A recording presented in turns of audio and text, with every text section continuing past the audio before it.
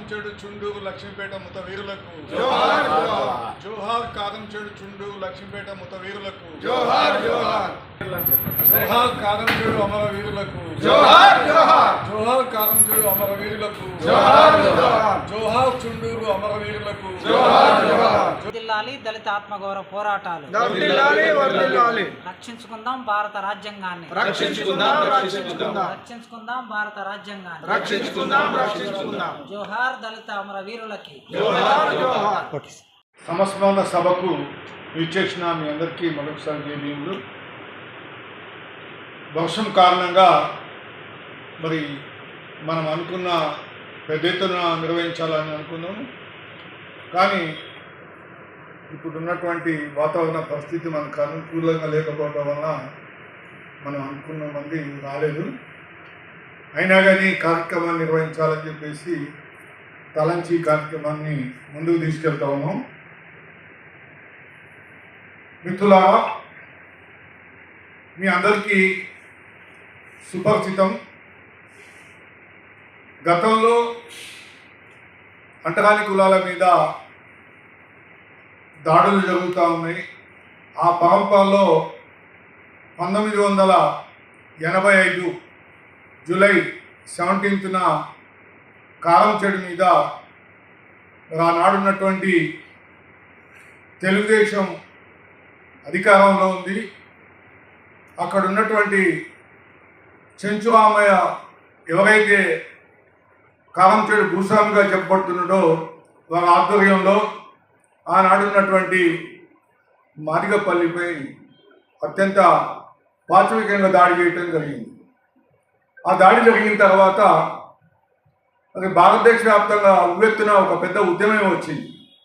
ఆ ఉద్యమంలో ఒక పక్క దళిత సంఘాలు, ఒక పక్క మావోయిస్టు పార్టీ, ఒక పక్క కమ్యూనిస్టులు, ఆ విధంగా ఒక పక్క కాంగ్రెస్ శ్రేణులు కూడా ఆ రోజు ఆ ఉద్యమాన్ని బలపరుస్తూ ఒక పెద్ద ఎత్తున మరి పోరాటం చేయటం జరిగిన విషయం మనందరికీ తెలుసు. ఆ రోజు ఆ శిబిరంలో, విజయనగరం శిబిరంలో మరి తారకం గారు, పద్మరావు గారు, మరి తెల్సన్, భగత్ సింగ్, కలికూరి ప్రసాద్, అంటే ఈ విధంగా చెప్పుకుంటూ పోతే దాదాపు ఒక 100 మంది యాక్టివిస్టులు అంతా కూర్చొని ఏమనుకున్నారంటే ఈ తెలుగు రాష్ట్రాలలో ఇదే చివరి దాడిగా మనము అనుకొని ఇక ముందు ఇట్లాంటి దాడులు జరగకోకుండా మనం ఆపాలని చెప్పేసి ఆ రోజు అక్కడికి వచ్చిన వాళ్ళందరూ కూడా ఓతు తీసుకున్నారు. కానీ అదే 6 సంవత్సరాల తర్వాత, ఇది 1985 జూలై 17, ఆగస్టు 6, 1991 చుండూరులో కారంచేడు కంటే అత్యంత భయంకరమైనటువంటి దాడి. అది ఊహించటానికి కూడా సభ్య సమాజము దాన్ని చర్చించడానికి వీలైన పద్ధతిలో చేశారు. మనుషులని నరికి గోనె సంచులలో మూటగట్టి తుంగభద్రలో వేయటం జరిగింది. చివరికి అక్కడ నిరాహార దీక్ష చేస్తున్నప్పుడు వినయ్ కుమార్ అనే ఒక యాక్టివిస్ట్ని రాయల్ అనే పోలీస్ కానిస్టేబుల్ కాల్చి చంపడం కూడా జరిగింది. ఈ 2 ఉద్యమాలని మనము పరిశీలించినట్టయితే ఆనాడు తెలుగుదేశం పార్టీ అధికారంలో ఉండటం వలన కాంగ్రెస్ శ్రేణులన్నీ కూడా ఆనాటి ప్రభుత్వానికి వ్యతిరేకంగా మొత్తం దళిత సంఘాలు అన్నీ కూడా రోడ్లెక్కినాయి.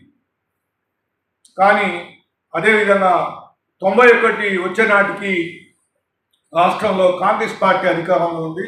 నేదురుమల్లి జనార్దన్ రెడ్డి చీఫ్ మినిస్టర్గా ఉన్నారు. మరి ఎందుకో తెలియదు, కానీ కారంచేడు ఉద్యమానికి వచ్చినంత స్పందన కానీ అంత పెద్ద ఎత్తున పోరాటంలో సమీకరణలు జరగలేదు. చివరికి పద్మారావు, తారకం గారు, దళిత మహాసభలో మేము అందరం కొంతమంది మాత్రమే ఆ రోజు ఆ చుండూరు సంఘటన మీద నిరసన తెలియజేయటం, మళ్ళీ మమ్మల్ని అందరి మీద లాఠీ చార్జ్ చేస్తే మేము రైలు కట్లమెంట్ పట్టుకొని పరిగెత్తడం ఇవన్నీ జరిగింది. ఈ రెండు విషయాలలో మనం గమనించవలసిన ఒక ముఖ్యమైన విషయం ఏంటంటే, మేము ఒక క్యాప్షన్ రాసుకున్నాం.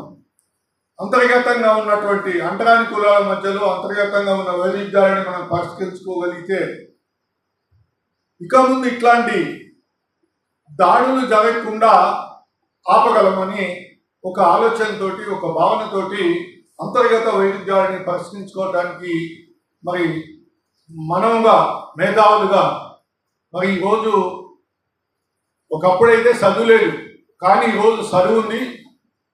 అడ్మినిస్ట్రేషన్లో మనం కూడా భాగస్వాములుగా ఉన్నాం, లా అండ్ ఆర్డర్లో భాగస్వాములుగా ఉన్నాం, జ్యుడిషియర్లో భాగస్వాములుగా ఉన్నాం, ప్రభుత్వం నడిపించే దాంట్లో కూడా మనం భాగస్వాములుగా ఉన్నాము.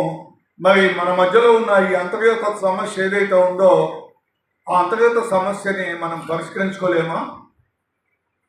ఎవరి సంఘాలు వాళ్ళు పెట్టుకుంటుంటారు. కాంగ్రెస్ పార్టీ వచ్చినప్పుడు కాంగ్రెస్ పార్టీకి అనుకూలంగా కొన్ని సంఘాలు పెట్టుకుంటూ అది వాళ్ళ ఇష్టం. బీఆర్ఎస్ గవర్నమెంట్ వచ్చినప్పుడు బీఆర్ఎస్ గవర్నమెంట్కి అనుకూలంగా పెట్టుకుంటారు. అదేవిధంగా మరి ఇప్పుడు కాంగ్రెస్ పార్టీ వస్తే కాంగ్రెస్ పార్టీ కూడా అనుకూలంగా సంఘాలు పెట్టుకోండి, మేము కాదంటే అది మీ బతుకుదేవుల కోసం పెట్టుకునే సంఘాలు. కానీ జాతి ప్రయోజనాల మీద, జాతుల మీద దాడులు జరుగుతున్నప్పుడు మీరు మీ పార్టీలను దృష్టిలో పెట్టుకొని ఈరోజు మనం ఒక ఉద్యమం చేసినట్టయితే పార్టీకి నష్టం జరుగుతుందనే రీతిలో ఈ సంఘాలు బయటికి రాకపోవటం వల్ల ఏమవుతుందంటే మొత్తం సమాజము ఒక పార్టీ అధికారంలో ఉన్నప్పుడు ఒకడు కొమ్ము కాస్తే ఇంకో పార్టీ అధికారంలో ఉన్నప్పుడు ఇంకొకరు కొమ్ము కాస్తాము.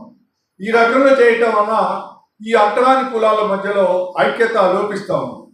దానికి తోడు ఈ వైరుధ్యాలు ఏదైతున్నాయో ఈ వైరుధ్యాలని ఈ సంపన్న వర్గ భూస్వాములు ఏం చేస్తున్నారంటే మన వాళ్ళనే పెయిడ్ ఆర్టిస్టులుగా తయారు చేసి ఒకరి మీద ఒకరిని ఉసుగొలుపుతాము. ఇది ఎంత మాత్రం కూడా మనం స్వాగతించవలసింది కాదు. కనుక ఇట్లాంటి పరిస్థితుల నుంచి మనందరం కూడా సమాలోచన చేయవలసిన అవసరం ఎంతైనా ఉంది. ఈ రెండు సంఘటనల తర్వాత లక్ష్మీపేట జరిగింది. లక్ష్మీపేట సంఘటన ఏదైతుందో అక్కడ రబ్బర్ డ్యామ్ కట్టారు. ఆ రబ్బర్ డ్యాము కట్టేటప్పుడు తూర్పు కాపుల భూములు కొన్ని ప్రభుత్వం తీసుకున్న తర్వాత రబ్బర్ డ్యామ్ కట్టారు. రబ్బర్ డ్యామ్లో మిగిలిపోయిన ఒక 80 ఎకరాలని అక్కడ ఉన్నటువంటి మాలలు ఎవరైతే ఉన్నారో వాళ్ళందరూ కూడా కలెక్టర్ పిటిషన్ పెట్టుకొని అది ఆ భూములు మాకు పట్టాలు ఇవ్వండి, ఎందుకంటే ఇది గవర్నమెంట్ భూమి కదా, ఒకసారి వాళ్ళ నుంచి మీరు కొన్న తర్వాత ఇది గవర్నమెంట్ భూమి అయింది కనుక ఈ భూములు మాకు ఇవ్వండి అని పిటిషన్ పెట్టుకొని వాళ్ళ మధ్యలో ఆ ఘర్షణ జరుగుతుంది. జరిగే క్రమంలో మరి 12th నాడు మరి భక్తభూషణ్ గారు, కాకిమాధవరావు గారు వీళ్ళంతా వెళ్ళారు అక్కడ. 12th నాడు పొద్దున 7:30కి అందరూ బయట కూర్చొని టీలు తాగుతున్న సమయంలో తూర్పు కాపులు మాలపల్లె మీద పడి 8 మందిని అత్యంత పాచికంగా కలిపారు. అప్పుడు కోండ్రమౌళి ఈ రాష్ట్రంలో హెల్త్ మినిస్టర్గా ఉన్నారు. కానీ చాలా మందికి లక్ష్మీపేటలో ఒక సంఘటన జరిగింది.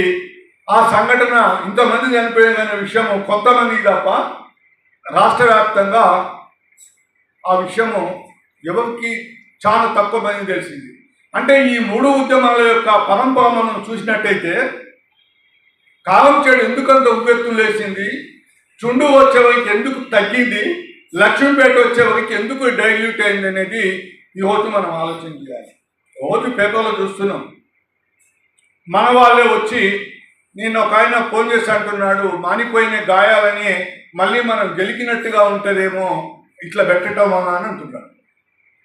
మరి ఇప్పటితో ఏమైనా ఆగిపోతే నువ్వు చెప్పు. కానీ నిన్న కడపలో ఒక రెడ్డి సామాజిక వర్గానికి సంబంధించిన వాళ్ళు ఒక మాల కులానికి చెందినటువంటి అతని మీద నూనెతోటి వేడి నీళ్లు పోస్తే కడుపంతా బొబ్బలు వచ్చి వాట్సాప్లో పెడతారు. నిన్న మహబాద్లో ఒక సబ్ ఇన్స్పెక్టర్ ఆత్మహత్య చేసుకుంటే వాట్సాప్లో పెడతారు. వాట్సాప్లో పెట్టే వాళ్ళందరినీ నేను రిక్వెస్ట్ చేసేది ఏంటంటే సంఘటన జరిగినప్పుడు మీరు వాట్సాప్లో పెట్టి సంతోషపడతారా, లేకుంటే భవిష్యత్తులో ఇట్లాంటివి జరగకుండా ఉండాలి అనే దాటి కోసమే మనం ప్రయత్నం చేస్తాం. నిరంతరం జరుగుతున్నాయి. సంఘటన జరిగినప్పుడు అది న్యాయమైందా అన్యాయమైందా, దానికి మనం వెళ్ళి ఉద్యమాన్ని చేస్తే మా పార్టీకి నష్టమైంది, మా పార్టీ మమ్మల్ని అంతరాని కులాలుగా ఉన్న మనమందరం కూడా ఒక ప్రజలకు ఒక రాజకీయ పార్టీకి నువ్వు ఉంచుకో. మరి ఇట్లాంటి నిరంతరంగా ఈ దాడులు జరుగుతూనే ఉంటాయి, ఇట్లా కొనసాగుతూనే ఉంటాయి. కనుక మా ఏదో విధంగా అయితే నేను చెప్తున్నాను, కమ్మ కులానికి చెందిన వాళ్ళు పెత్తందారులు. మన ఆ ఏరియాలో ఉన్న మన మాలమాదిగలు ఎవరంటే దళితులు అనుకుంటాం. మాలమాదిగలు తర్వాత వాళ్ళకున్న వైరుధ్యం ఏంది, అసలు ఎందుకు జరిగిన ఈ సంఘటనలు చరిత్ర చెప్తా ఉందా, డీటెయిల్గా మనకు పోవాల్సిన అందరూ తెలుసు. చుండూరు ఏ విధంగా అయింది, కారంచేడు ఏ విధంగా అయింది, నీరుకొండ ఏ విధంగా అయింది, అక్కడ మా శ్రీకాకుళంలో ఏం జరిగింది, ఇవన్నీ తెలుసు. ఎందుకు అయింది అంటే మన శక్తిని వాళ్ళు క్యాచ్ చేసుకోవాలి, అంటే డైజెస్ట్ చేసుకోలేకపోయారు. ఫస్ట్ ఈ శక్తిని విడదీయాలి. ఈ ఆలోచన వాళ్ళది కాదు. 3000 సంవత్సరాల ముందు మేము అంచనా చేసాము, మేము అనలైజ్ చేసాం. 3500 సంవత్సరాల పై నుంచి వచ్చిన ఆలోచన, అయితే బ్రాహ్మణ్స్ దగ్గర ఉన్న ఆలోచన. ఈ పెద్దందాలుగా చెప్పుకుంటారు, వాళ్ళు ఏమనుకుంటారు, సోకాల్డ్ ఓసీస్ అనుకుంటారు వాళ్ళు. కానీ బ్రాహ్మణ్స్ ఏదైతే రాసిన మన ధర్మశాస్త్రంలో ఆల్ శూద్రాస్ ఓన్లీ, అందరూ మాదిగా ఇప్పుడు ఏదైతే బాబాసాహెబ్ గారు ఏదైతే వేరే అంటే క్యాస్టీస్ అనిపించారో అక్కడ అందరూ శూద్రాస్. వీళ్ళేమప్పుడు మాత మనగాలు ఎవరు లేరు. అయితే ఎప్పుడైతే చుండూరు సంఘటన జరిగిందో, కారంచేడు సంఘటన, ఫస్ట్ కారంచేడు తీసుకుందాం, ఏ ఉద్యమాలైతే ఇక్కడ హైదరాబాద్ నుండి స్టార్ట్ అయినాయో, ఆంధ్ర అంతా ఇదైపోయి మొత్తం దేశం అంతా స్ట్రాంగ్ వెళ్ళిపోయిందో, వాళ్ళు డైజెస్ట్ చేసుకోలేక వాళ్ళు ఏం చేశారంటే ఆ యొక్క ప్రిన్సిపల్ అడాప్ట్ చేశారు, డివైడ్ అండ్ రూల్. చాలా మంది ఏమంటారంటే బ్రిటిష్ వాళ్ళు వచ్చి divide and rule policy implement చేస్తారు. నో, చరిత్ర తీసుకెళ్ళి చూసాడు. బ్రాహ్మణ్స్ మనలో మనకు డివైడ్ చేశారు. రాజుల మధ్యన కులాలు, దేవుళ్ళు ఇన్ని వేల దేవుళ్ళను సృష్టించి చరిత్ర తెలుసు. ఇది డివైడ్ అండ్ పాలసీ కింద వీళ్ళు తీసుకొని పోతే రేపటి రోజు ఒకవేళ సంఘటితంగా ఉంటే రోజు దళితులు మా మనుగడ లేదని మీరు తెలుసుకున్నారు. ఏది ఈ కారంచేడు చుండూరు ఏవైతే సంఘటన జరిగింది తెలుసుకున్న తర్వాత వీళ్ళని విభజించాలి ఏ విధంగా, కారణాలు ఏమైనా ఉండొచ్చు. ఆ గీత అట్లా పడింది వాళ్ళ ఆలోచన మైండ్లో.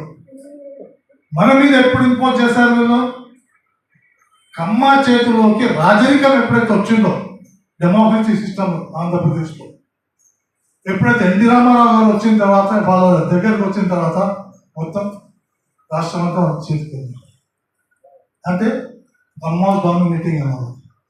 వాళ్ళకి అప్పుడు అర్థమైంది, వాళ్ళకు తెలుసు, మైండ్లో ఉంది, వీళ్ళు సంఘటితంగా ఉంటే మనకి ఇక్కడ చాలా రోజులు ఉండనివారు, వీళ్ళని గీత కొట్టి డివైడ్ చేయాలి అనే ఆలోచనతోని కారణాలు ఏమైనా, విషయం ఏదైనా వీళ్ళని ముందు విభజించాలని ఒక పాలసీని తీసుకొచ్చారు. ఆ పాలసీ డీటెయిల్స్ నేను బోధించుకోను.